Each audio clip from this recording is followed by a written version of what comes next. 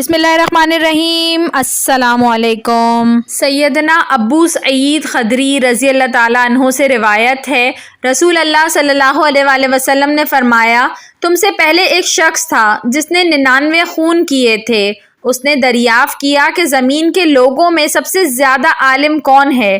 لوگوں نے ایک راہب کا بتایا، راہب نصرہ کے پادری۔ وہ بولا، میں نے 99 خون کیے ہیں، میری توبہ قبول ہوگی یا نہیں؟ وہ ان کے پاس گیا اور بولا، میں نے 100 خون کیے ہیں، میری توبہ قبول ہو سکتی ہے یا نہیں؟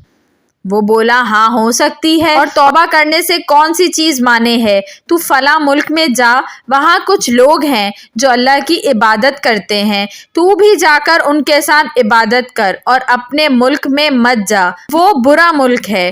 پھر وہ آدمی چلا اس ملک کو، جب آدھی دور پہنچا تو اس کو موت آ گئی۔ اب عذاب کے فرشتے اور رحمت کے فرشتوں میں جھگڑا ہو گیا۔ رحمت کے فرشتے نے کہا، یہ توبہ کر کے اللہ کی طرف متوجہ ہو کر آ رہا تھا۔